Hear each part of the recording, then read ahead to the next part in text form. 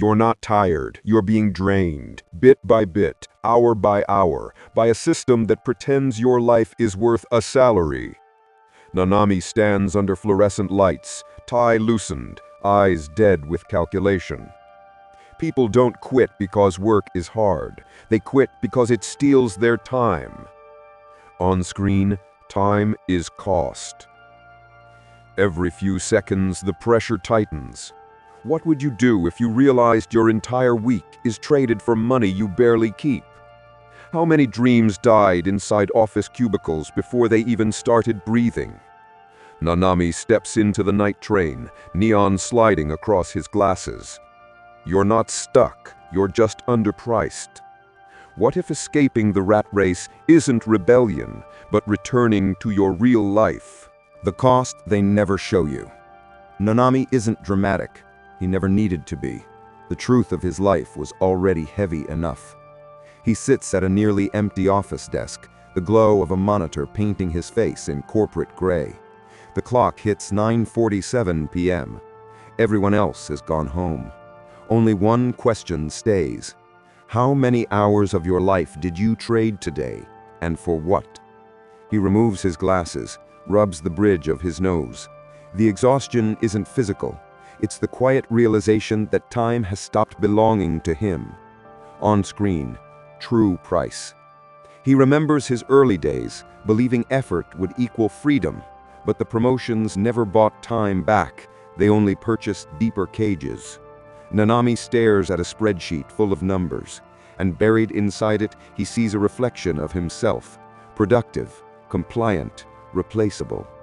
What if your salary isn't payment, but compensation for the dreams you abandoned? His jaw tightens. He stands, takes one slow breath, and speaks into the empty room. I gave them everything, and they only returned minutes, already dead. Nanami steps toward the elevator, lights flickering above him. With each floor dropping, one truth sharpens. Jobs don't burn people out. The quiet loss of purpose does. The doors open to cold midnight air. He looks up at the city skyline, towering, indifferent, and he senses something shifting inside him, a decision forming like a blade. Next time, Nanami mutters, I won't give them more than they pay for. A presence watches him from the street corner, someone who learned to escape long before he did. Their paths collide in chapter. The formula they never teach you. Rain slides down Nanami's coat as he steps into the empty street. Someone is already waiting under the dim neon. A man in a cheap suit, posture relaxed, eyes sharp. Not a threat. Worse, a mirror. He speaks first. You look like a man who finally realized the company doesn't love you. Nanami doesn't answer. He doesn't need to. Truth doesn't require conversation. The man continues, voice low, too casual. Time for a real lesson. How to escape the rat race without burning alive inside it. What if the ladder you're climbing leads exactly nowhere? They walk together beneath the hum of streetlights. Concrete, silence, the faint echo of passing trains. The man draws a line in the air with his finger, precise, deliberate. He says, most people do this. Sell time, buy comfort, repeat, until regret buries them. Then he draws a second line, vertical, cutting the first like a blade. But winners, they convert skill into ownership, not hours into survival. Nanami listens, not impressed, but awake. On screen, ownership greater than hours. The man steps closer. You're efficient, disciplined, dangerous when focused, but that means nothing if another man owns your minutes. Nanami's breath tightens, not from anger, but recognition. How? He asks. The man smirks. You're thinking like an employee. Think like someone who refuses to die renting his time.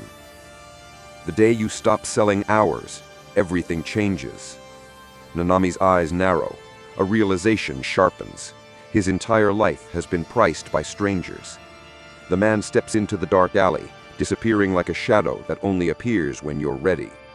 When you're ready, you'll see the first move on your own. Nanami stands alone in the rain-lit silence, already feeling the old version of himself beginning to crack. Next, we exposes the moment Nanami identifies the one skill that can buy his freedom and the cost of using it. The skill that buys back your life. Nanami arrives early, not to impress, to observe.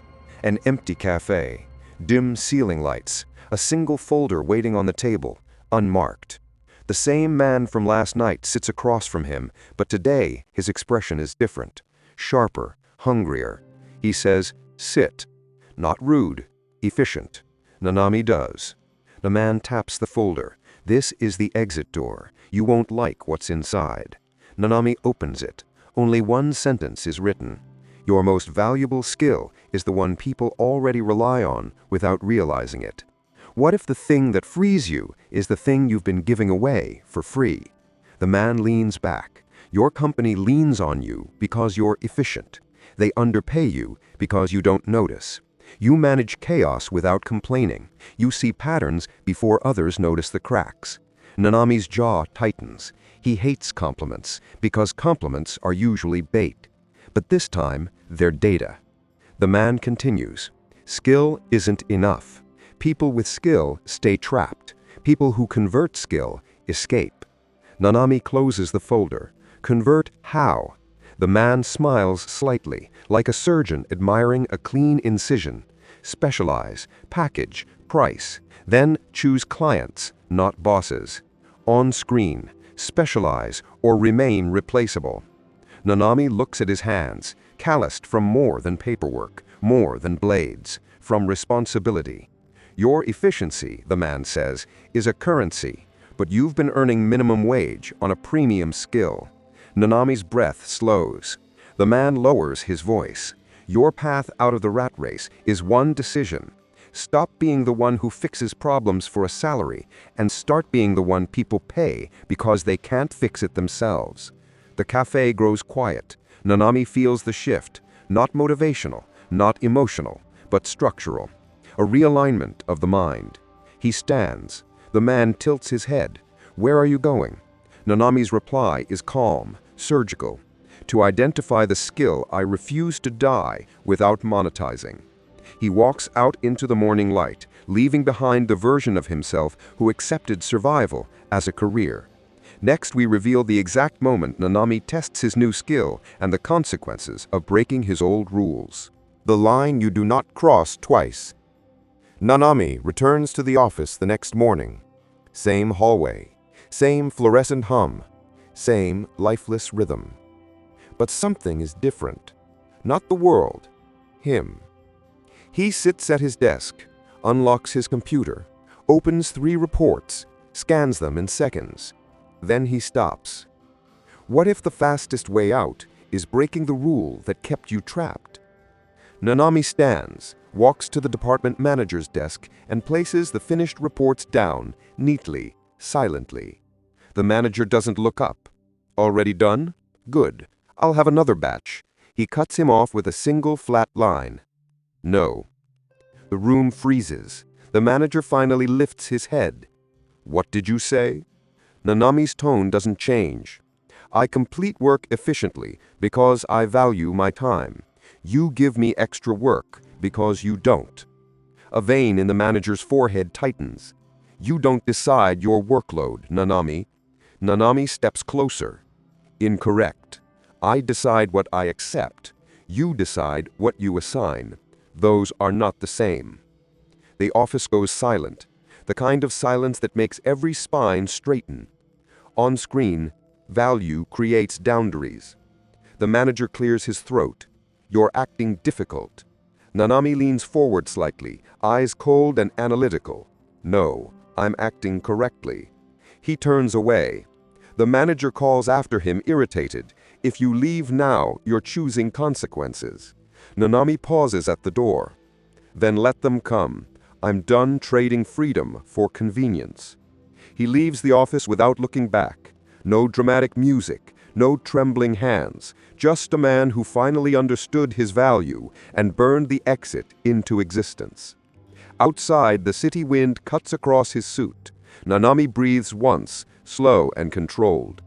It's time, he murmurs, to find work that pays for my life instead of consuming it. The salaryman who stopped selling his life. Nanami walks until the office towers shrink behind him. No anger, no rush. Just a man finally stepping out of a cage he built and they maintained. He stops at a small bakery, the one he passes every night but never entered. Today he does. He buys a single pastry, eats it standing. No phone, no clock, no deadlines. What if freedom doesn't start with quitting, but with a single decision you don't take back? Nanami sits on a bench outside. The city moves around him, chaotic, loud, directionless. He observes it like a strategist studying a battlefield. For years, he murmurs, I believed stability was worth my life, but stability is just a cage with better lighting. He opens his briefcase. Inside, ledgers, spreadsheets, salary slips, physical proof of all the hours he sold. Nanami removes every document and folds them into a neat stack. Then he does something terrifyingly simple. He leaves them on the bench. Not symbolic, not dramatic, just unnecessary weight he's done carrying. On screen, paid in time. He stands, straightens his tie, looks at his hands with a tired clarity. These hands produce more value than that office ever paid for, he says quietly. I will not donate my life to people who don't notice it. Nanami heads toward the financial district, not as an employee, but as a free agent. He stops at a glass door displaying a plaque, Independent Consulting by appointment. He pushes the door open. Inside, a receptionist looks up. Do you have an appointment? Nanami shakes his head once. No, but you have a vacancy, and I have an offer. The receptionist blinks, confused. What offer? Nanami adjusts his glasses, voice calm as stone. I will triple the value of the next 7 companies you assign me, and you will pay me what I'm worth, not what's convenient. The receptionist hesitates. Are you serious? Nanami's expression doesn't move. I don't joke with my life. A door opens deeper inside. A senior consultant steps out, eyeing Nanami with interest. Come in, he says. I've heard of you. Nanami walks past him, not proud, not excited, just certain. Because rebuilding your life doesn't require inspiration. It requires refusal. A refusal to stay somewhere that drains what you can never earn back. Your time. Nanami sits across the table, folds his hands, and delivers the final truth of the salaryman who escaped. If I must work, I'll work for myself, not against myself. He signs the contract. A clean cut, a new path. And just like that, Nanami Kento becomes the man every trapped worker secretly wants to be. Comment one word: escape. Subscribe.